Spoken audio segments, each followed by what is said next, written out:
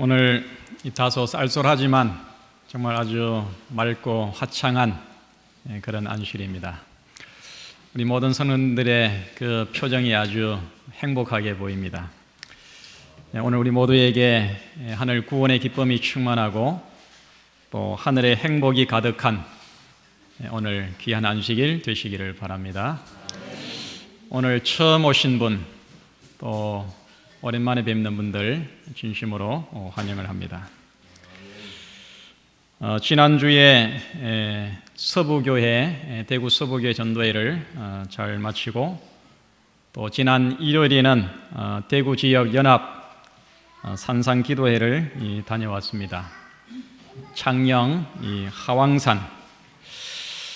그날 이 코스가 좀 험해가지고 고생도 많이 했지만은 우리가 정상에 가서 함께 교회를 위해서, 대구 지역의 교회를 위해서 기도하고 또 두 사람씩 짝을 지어서 기도하고 그렇게 또 하늘에서 함께 만납시다, 그렇게 또 서로 격려를 하고 그렇게 잘 다녀왔습니다.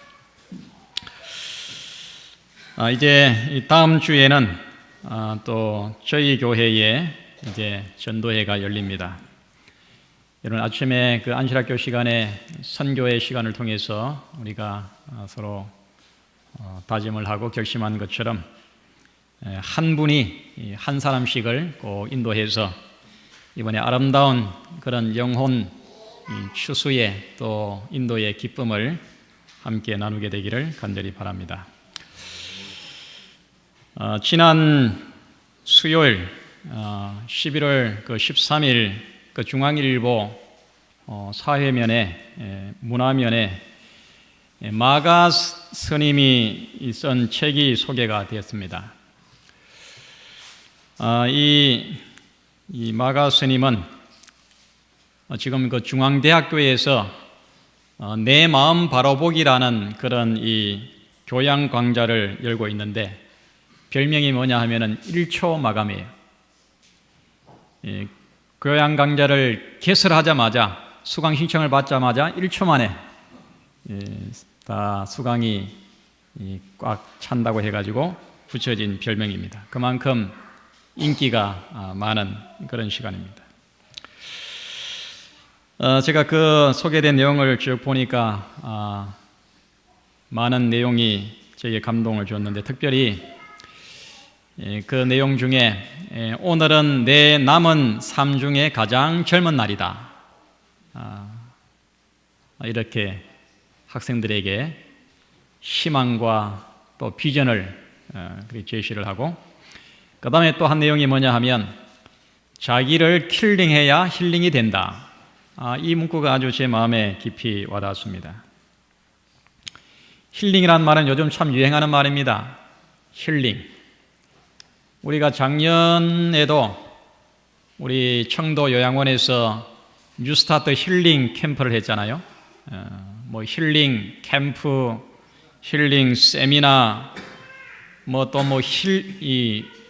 힐링에서 웰빙까지 이런 용어들이 굉장히 요즘 유행을 합니다.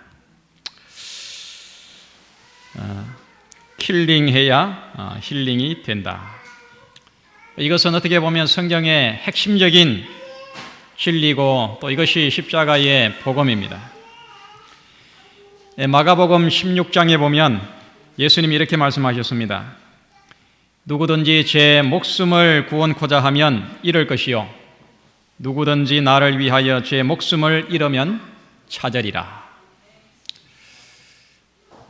이 불멸의 이순신, 제가 옛날에 드라마도 봤는데, 이순신 장군도 마지막 노량해전에서 그가 이렇게 말했습니다. 살고자 하면 죽을 것이요, 죽고자 하면 살리라. 정말 아주 놀라운 이 성경의 그런 가르침입니다. 요한복음에도 예수님께서 십자가를 바로 앞에 두고 미랄의 교훈을 주셨습니다. 내가 진실로 진실로 너희에게 이르노니 한 알의 밀이 땅에 떨어져 죽지 아니하면 한 알 그대로 있고 죽으면 많은 열매를 맺느니라. 킬링해야 힐링이 된다. 그 스님의 가르침이 제가 들어보지 않아서 모르지만, 그러나 성경의 어떤 이 핵심적인 그 진리를 이렇게 강조를 하고 있습니다. 여러분, 이것은 십자가의 놀라운 이 구원의 복음입니다. 자신을 십자가에 못 박는, 죽이는 이 삶은 바로 예수님의 그 삶 자체였습니다. 이것이 죄인이 구원을 얻는 바로 복음의 진수입니다. 오늘 이 시간에 예수님의 그 십자가가 가르쳐주는 이 위대한 진리를 우리가 말씀을 통해서 한번 확인을 해보겠습니다. 함께 오늘 본문의 말씀, 이 고린도 전서 1장 18절로 25절을 교독을 하겠습니다. 신약성경 263페이지 고린도전서 1장 18절부터입니다. 제가 먼저 읽겠습니다. 함께 홀수절을 읽어주시기 바랍니다. 십자가의 도가 멸망하는 자들에게는 미련한 것이요 구원을 얻는 우리에게는 하나님의 능력이라.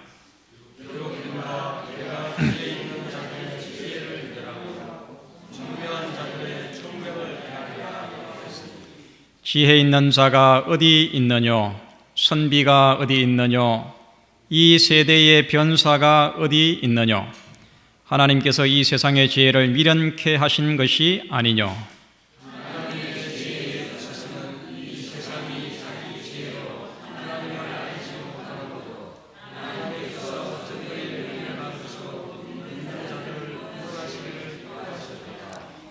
유대인은 표적을 구하고 헬라인은 지혜를 찾으나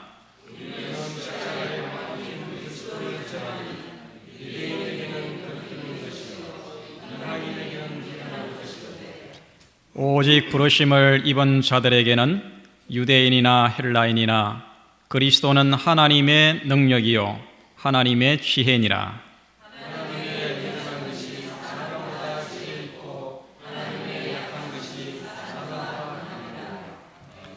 아멘. 십자가의 도. 바울은 십자가를 이렇게 위대한 도라고 말하고 있습니다. 여러분, 나무 두 개를 서로 가로질러 놓은 십자가, 가장 잔인하고 혐오스러운 죄수의 사형틀, 여러 많은 여인들의 그 목에 걸려 있는 이 십자가 장식, 교회마다 높이 달린 십자가, 그 십자가에 바울은 위대한 도가 있다고 말을 하고 있습니다. 여기에 죽은 사람을 다시 살리는 생명의 진리가 있다고 말씀하고 있습니다. 나의 삶에도 십자가의 도를 깊이 체험하고 그 십자가의 도 안에서 우리의 삶이 하늘의 풍성한 행복과 기쁨을 누리게 되기를 간절히 바랍니다. 바울은 이 십자가의 도를 깨닫기까지 굉장한 그런 아픔을 경험을 했습니다. 그는 이것을 실패를 통해서 깨닫게 되었습니다. 십자가의 도가 멸망하는 자들에게는 미련한 것이요 구원을 얻는 우리에게는 하나님의 능력이라. 바울은 이것을 비싼 대가를 주고 그가 배웠습니다. 이 쓰라린 실패를 통해서 이것을 터득을 하게 되었습니다. 사도 바울이 두 번째 선교 여행을 하면서 그 당시에 AD 40년 후반, AD 50년경입니다. 그가 이 두 번째 선교여행을 하면서 그 당시에 세계에서 가장 유명했던 문명 도시 아테네를 그가 방문을 했습니다. 그런데 그 도시가 얼마나 부패하고 우상이 가득했던지 그의 마음속에 의분이 일어나가지고 그가 아주 흥분된 가운데 그 헬라의 지식인들에게 하나님의 복음을 전했습니다. 그 장면을 사도행전 17장 18절에 이렇게 말합니다. 어떤 에비구레오와 스토이고 철학자들도 바울과 쟁론할세 혹은 이르되 이 말짱이가 무슨 말을 하고자 하느냐 하고 혹은 이르되 이방신들을 전하는 사람인가 보다 하니 이는 바울이 예수와 또 몸의 부활 전함을 인함이더라. 저는 그 당시에 이 그리스의 아테네는 가장 지식이 많은 또 철학이 아주 통행하는 그런 문명 도시였습니다. 그 아테네 시내를 이렇게 선교행을 하면서 방문을 해보니까 온 도시가 완전히 그냥 우상으로 이렇게 덮여 있었습니다. 그래서 그의 마음속에 아주 의분이 일어나가지고 그 헬라의 철학자들, 지식인들에게 복음을 전하는데 여기 말한 것처럼 이 에비구레오는 에피쿠루스 학자들을 말합니다. 이 쾌락주의자들이. 여러분이 세계의 사상과 윤리를 보게 되면 이 에피쿠레오 학파들이 있습니다. 그 다음에 또 거기에서 만난 사람들이 스토이고 철학자들입니다. 스토아 철학자들. 그리스의 제논에 의해서 만들어진 바로 이 학자들, 지식인들, 철학자들, 그들에게 이제 하나님의 복음을 전했습니다. 근데 여러분이 사도행전 17장을 읽어보게 되면은 굉장히 아주 긴, 아주 감동적인 그런 이 설교를 그들에게 합니다. 근데 그게 그때에 나타냈던 반응은 뭐냐 하면, 했던 태도는 뭐냐 하면, 지식인들에게는 지식으로, 변론하는 사람들에게는 변론으로, 그렇게 아주 맞짱을 쳤습니다. 내가 절대로 너희들에게 지지 않는다. 이런 아주 자부심을 가지고 그가 복음을 전했습니다.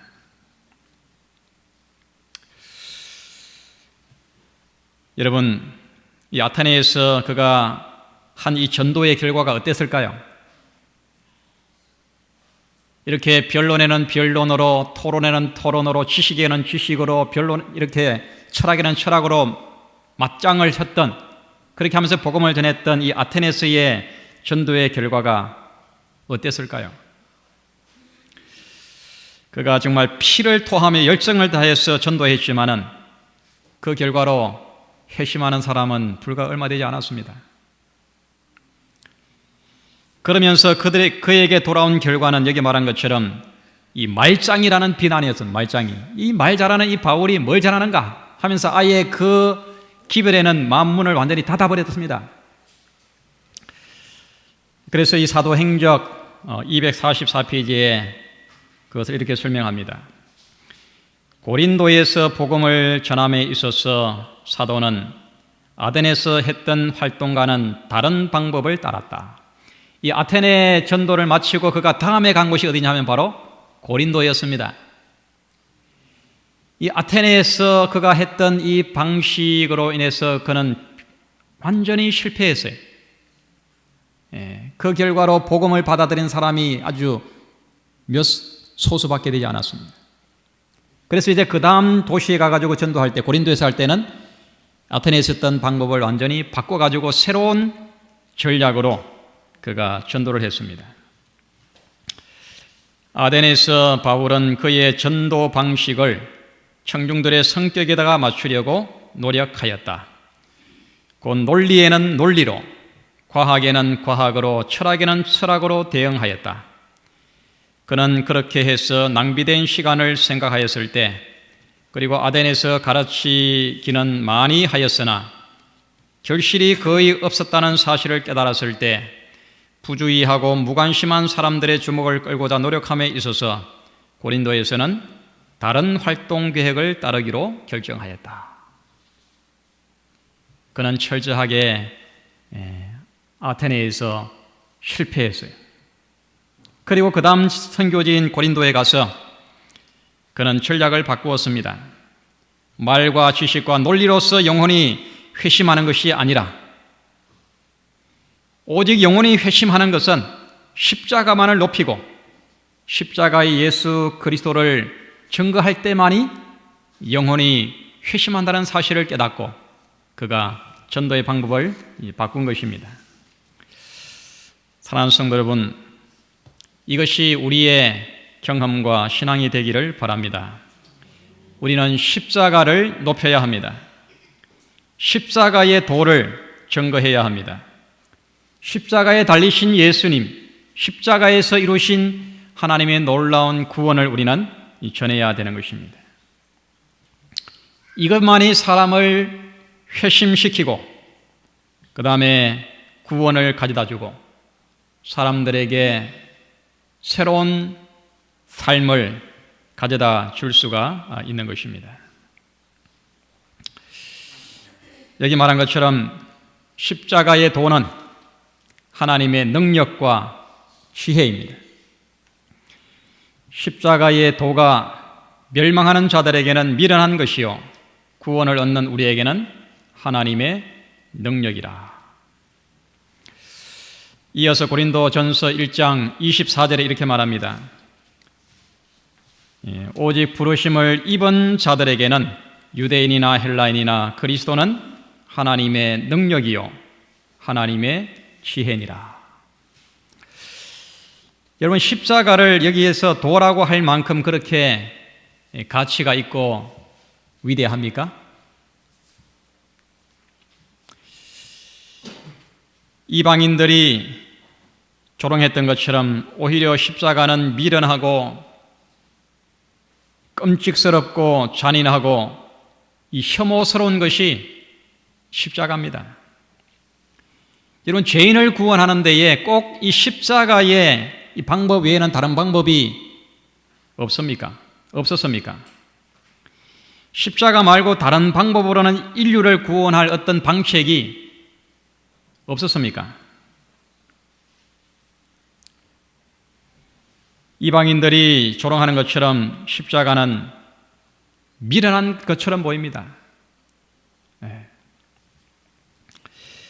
이 그리스도의 십자가라고 하는 이 존 스토트 목사가 쓴 책이 있습니다. 거기에서 그는 이렇게 말합니다.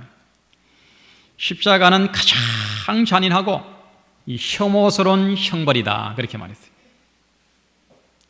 사실 그렇습니다. 여기 60페이지에 이렇게 말합니다. 십자가의 죄인을 죽일 때 그 장면을 자세히 여기에 설명해 놨습니다. 죄인은 옷을 벗기움으로 공개적인 수치를 당한다. 그리고 나서 그는 등을 땅으로 향하고 눕혀지는데 이때에 그의 손은 수평나무 기둥에 못으로 박혀서 고정되거나 줄로 묶이며 그의 발은 수직나무 기둥에 동일한 방식으로 고정된다. 그런 연후에 십자가는 고추 세워져서 땅에 파놓은 구덩이 속에 박힌다. 십자가에 달린 죄수가 가장 아주 이 끔찍한 고통을 당하는 때가 바로 이 순간입니다. 양손과 두 발이 이 나무에 못을 박힌 다음에 이제 그 십자가를 일으켜 세운 다음에 그 십자가를 파놓은 구덩이에다가 이렇게 내리꽂습니다. 그때에 무거운 그 체중에 가지고 이 두 손과 두 발의 그 못이 찢어지는 것입니다. 찢어지는 것입니다. 대개의 경우 작은 말뚝이나 받침대가 그 죄수의 몸을 떠받침으로써 몸이 찢겨 떨어지는 것을 방지한다. 하지만 죄수는 거기에 매달려서 강한 육체적 고통, 대중의 비웃음, 낮의 열기와 밤의 냉기를 절망적으로 당하게 된다. 그 고통은 며칠 동안 계속되곤 한다. 사람이 고안해낼 수 있는 가장 잔인하고 가장 아주 극심한 고통을 줘가지고 죄수를 죽이는 그 사형 방법이 바로 이 십자가형이에요. 그런데 바울은 이처럼 미련하고 수치스럽고 모욕적인 십자가가 하나님의 능력이요 지혜라고 말하고 있습니다. 이것이 도라고 말하고 거기에 하나님의 능력과 지혜가 있다고 그렇게 설명을 하고 있습니다. 여러분 그렇습니까? 이 십자가에 이처럼 혐오스럽고 아주 끔찍스러운 이 예수를 죽이는, 예수를 달아서 죽이는 바로 거기에 하나님의 능력이 있고 하나님의 지혜가 거기에 있습니까?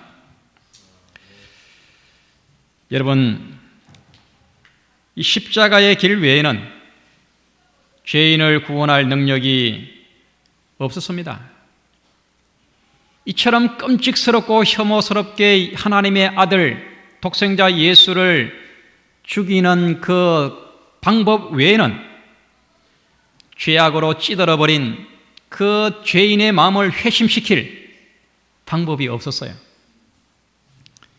만유를 주신 하나님께서 고안해낸 최고의 지혜의 결과가 바로 십자가의 죽음이었습니다.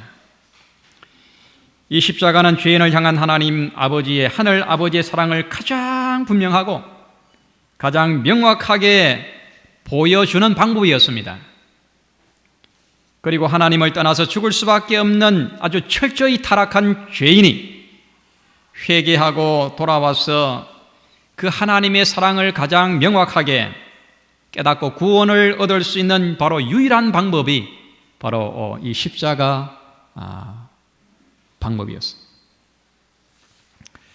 그래서 바울은 이것을 깨닫고 그 십자가의 도가 하나님의 능력이요 하나님의 지혜라고 그렇게 여기에 명확하게 말하고 있습니다. 사랑하는 성도 여러분, 이것을 꼭 삶 속에서 깨닫게 되기를 바랍니다. 정말 철저하게 하나님을 떠나서 썩어짐의 종으로 부패하며 타락하고 하며 살아가고 있는 바로 나 같은 죄인을 구원하기 위해서 하나님이 마련한 그런 능력 있는 방법이요 하나님의 그 지혜가 만들어낸 그런 방책임을 우리가 깨닫고 그 속에서 정말 우리의 생애가 하나님의 그 사랑에 완전히 녹아나는, 그래서 하나님 안에서 저 영혼을 향한 그런 새로운 삶을 우리가 살게 되는 그런 축복을 얻게 되기를 간절히 바랍니다. 사도행적 209페이지에 십자가를 이렇게 표현하고 있습니다. 그리스도인들에게서 십자가를 제거하는 것은 하늘에서 태양을 없애는 것과 같을 것이다. 참 아주 위대한 그런 표현입니다. 하늘에서 여러분 태양을 없애면 이 땅에 살아남을 생명이 아무도 없습니다. 존재할 것이 아무도 없습니다. 그만큼 우리 예수님의 십자가는 정말 아주 위대한 것입니다. 죄인이 십자가 곁에 믿음으로 무릎을 꿇을 때 그는 인간이 도달할 수 있는 최고의 장소에 도달한 것이다. 우리가 이룰 수 있는, 우리가 오를 수 있는 가장 최고의 바로 장소는 십자가 아래입니다. 지위와 신분이 높아지는 것, 그것이 아닙니다. 십자가 아래 내가 믿음으로 무릎을 꿇을 때 사람이 도달할 수 있는 최고의 장소에 이르게 되는 것입니다. 그래서 이제 사도 바울이 이 고린도 전서 계속해서 이어지는 그 내용에 보면 2장 2절에 그가 이렇게 고백을 합니다. 우리 함께 읽겠습니다. 시작. 내가 너희 중에서 예수 그리스도와 그의 십자가에 못 박히신 것 외에는 아무것도 알지 아니하기로 작정하였습니다. 이제 그의 전도의 전략이 바뀌었을 뿐만 아니라 그의 신앙이 완전히 바뀌었습니다. 십자가의 도에 그가 알고자 하는, 그가 갈망하는 모든 것들이 다 들어있기 때문에 내가 이제는 예수 그리스도와 그의 십자가에 못 박히신 것 외에는 아무것도 알지 아니하기로 작정하였습니다.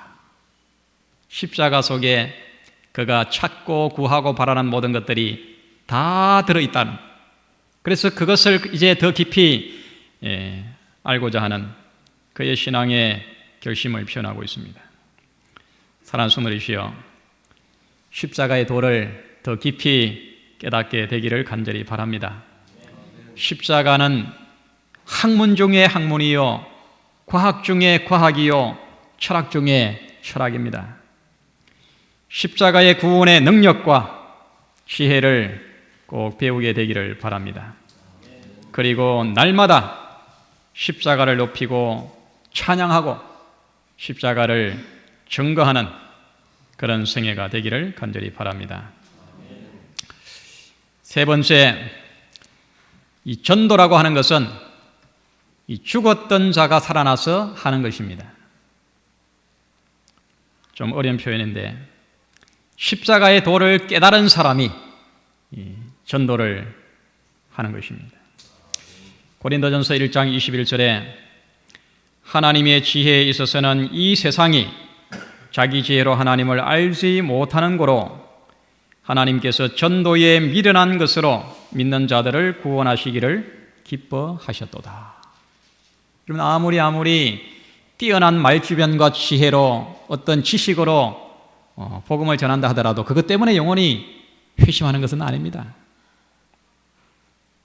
영혼이 회심을 하고 예수를 개인의 구도로 받아들이고 이제 믿음으로 이제 새로운 생애를 살아가는 것은 십자가를 경험한 그 십자가의 도를 증거할 때 그렇게 되는 것입니다. 고린도전서 1장 23절에 우리는 십자가에 못 박힌 그리스도를 전하니 유대인에게는 거리끼는 것이요 이방인에게는 미련한 것이로되. 전도가 좀 부담스럽고 힘들게 느껴집니까? 그럴 것입니다. 우리가 전도지를 들고 오해도 우리가 나가겠지만 참 기쁜 마음으로 그렇게 하기는 쉽지 않습니다. 그러나 여러분, 십자가의 도를 깊이 명상하시고 십자가의 그 놀라운 그 구속의 사랑을 깨닫게 될 때 전도는 부담스러운 것이 아닙니다. 바울처럼 내가 이 복음을 전하지 않고는 도무지 잠잠할 수 없는 그런 내적 충동에 의해서 이것이 이루어지게 될 것입니다. 전도는 말과 변론과 지식으로 하는 것이 절대로 아닙니다. 진정으로 십자가를 경험한 자가 자연스럽게 하게 되는 것이 바로 이 전도인 것입니다.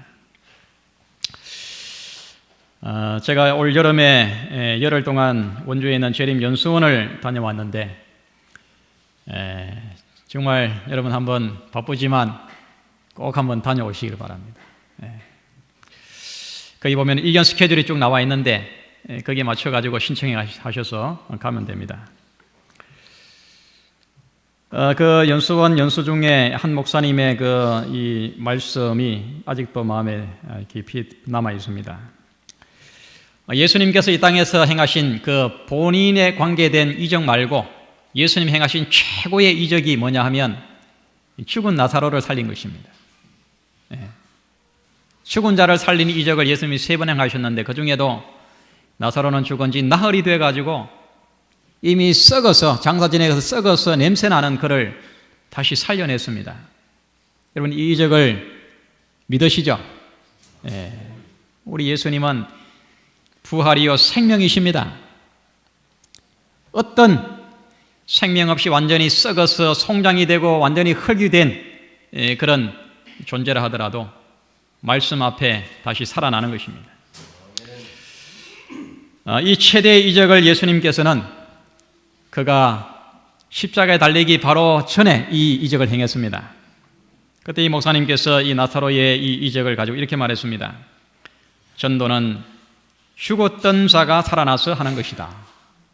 왜냐하면 전도 요한복음 12장 9절에 보면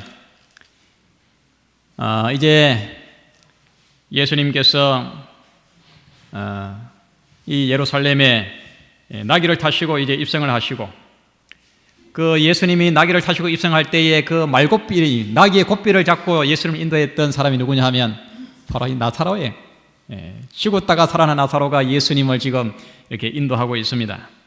그때 많은 사람들이 무리가 그 예루살렘에 모여들었는데 12장 9절에 이렇게 말합니다. 유대인의 큰 무리가 예수께서 여기 계신 줄 알고 오니 이는 예수만 위함이 아니요 죽은 자 가운데서 살리신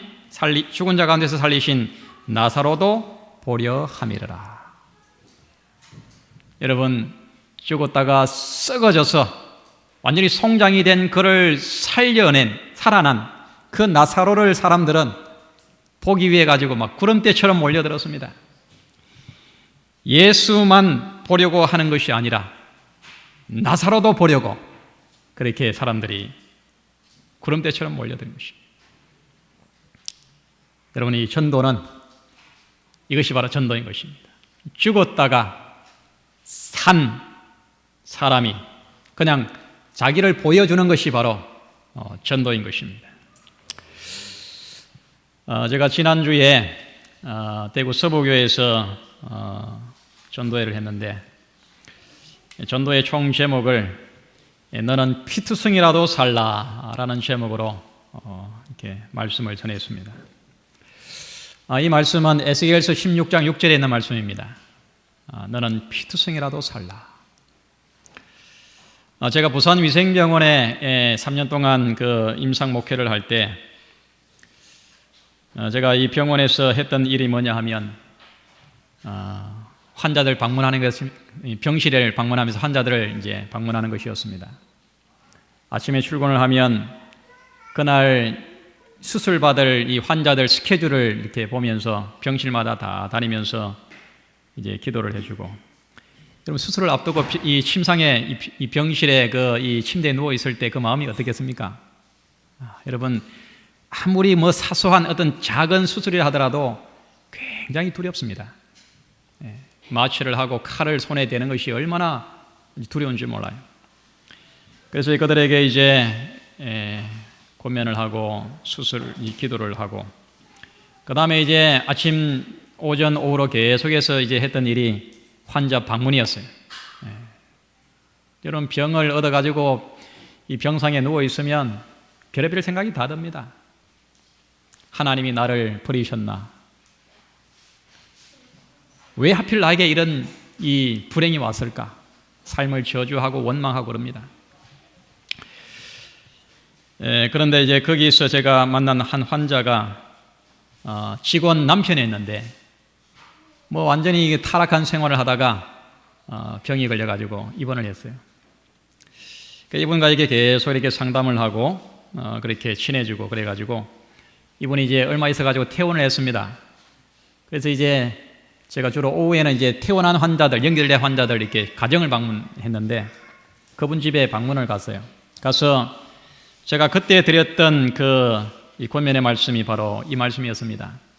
너는 피투성이라도 살라. 여러분, 우리가 아무리 삶이 그냥 망가지고 희망이 없고 절망적이고 좌절되고 낙담되고 하더라도 우리 하나님은 우리가 살기를 원하십니다. 피투성이라도, 정말 내일이 보이지 않는 암담한 현실이라 하더라도 우리가 일어나서 살기를 원하십니다. 이렇게 그 형제에게 이제 간절히 권면을 하고, 그러니까 아주 굳어있던 그 마음이 완전히 이렇게 열렸습니다. 그리고 계속해서 이제 이분과 성경 공부를 하고 이분이 침례를 받았어요. 그리고 이제 병원교회 아주 잘 나왔습니다. 그리고 이제 오래가지 못해가지고 이분이 주 안에 잠들게 됐습니다. 너는 피투성이라도 살라. 이 말씀이 정말 희망을 잃어버린, 그래서 병실에 병상에 누워있는 그들에게 얼마나 힘이 되고 용기가 되는지를 제가 그때 경험을 했습니다. 이번에 서부교회 전도회를 하는데, 그 교회에 제가 처음 이제 신앙을 받아들일 때부터 해가지고 그 이후에 저를 가르쳤던 이 장로님 내외가 그 교회 장로님이세요, 지금. 아마 이쯤 됐습니다. 그 고등학교 1학년, 여러분이 가을 이때쯤 되면 거의 대부분의 교회가 전도회를 하잖아요. 그때 저희 누님이 대구 북부교회를 나갔는데, 누님이 저보고 전도회를 하는데 딱 하루만 같이 가주자는 거예요. 하루만. 뭐 그전에도 이렇게 권유를 많이 했지만은 뭐 그 말이 제 귀에 들어오지 않았습니다. 근데 교회에서 이렇게 뭐 데려오라고 하니까 누구를 데려가야 되는데 데려갈 사람이 없는 거예요. 그래서 나보고 그냥 따라가 달라는 거예요. 그래가지고 이제 누나 그 청을 들어준다고 하루 갔습니다. 첫날 갔어요. 첫날. 북부교회입니다. 지금 팔다시장 맞은편에 있는 북부교회. 거기 이제 갔는데 하루만 가려고 했는데 뭐 그냥 일주일 다 갔어요. 뭐 교인들이 친절하게 해주고 머리 쓰다듬어 주고 이렇게 하니까 뭐 이렇게 끌리더라고요. 마음이.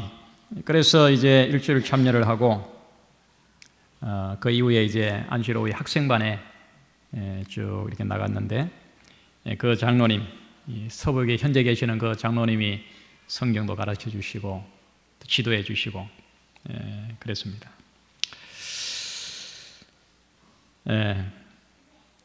만약에 그때 저희 누님이 뭐 한번 가보자라고 이렇게 저를 권유하고 이렇게 초청하지 않았다고 하면 뭐 저의 삶이 지금 어떻게 될지 모르겠어요. 어떻게 돼 있을지 모르겠습니다.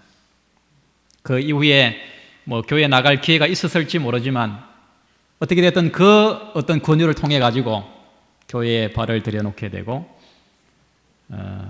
이제 하나님을 깨닫고 저의 생애가 완전히 바뀌어 버렸습니다. 제가 뭐 교회에 나와서 이렇게 목회하리라고는 정말 꿈에도 생각지를 못했습니다.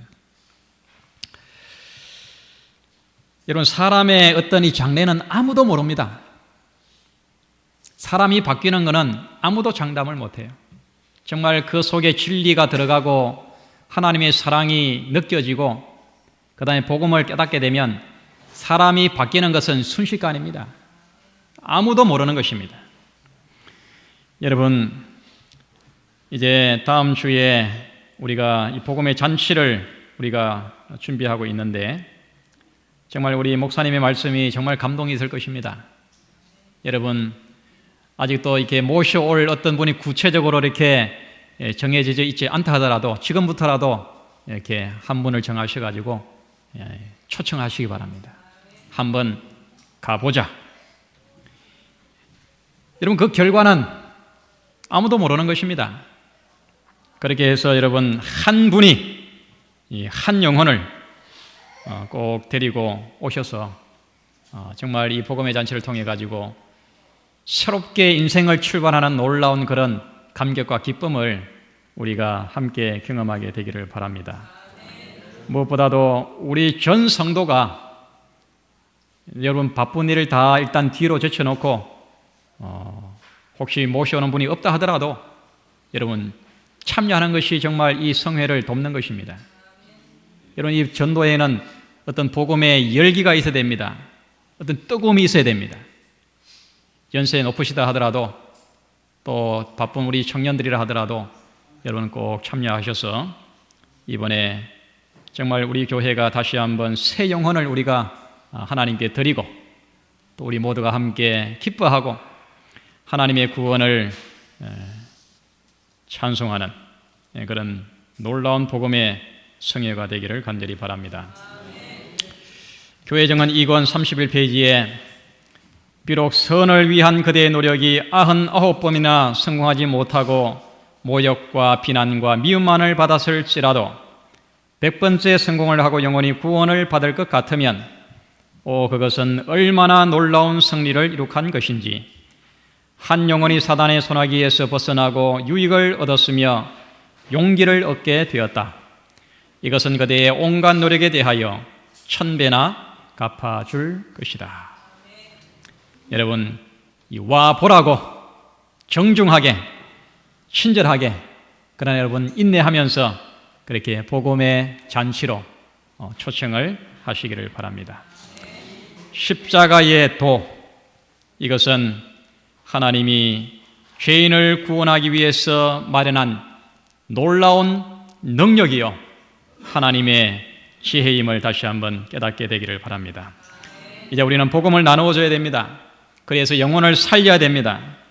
이제 복음의 잔치가 준비되었습니다. 우리의 가족과 형제와 친척과 우리의 친구와 이웃을 초청해서 함께 이 복음에 참여하고 또 함께 하늘을 기다리며 우리의 생애가 정말 하나님이 기뻐하시는 이 일에 적극적으로 협력하고 동참하는 우리 모든 성도들 되기를 간절히 바랍니다.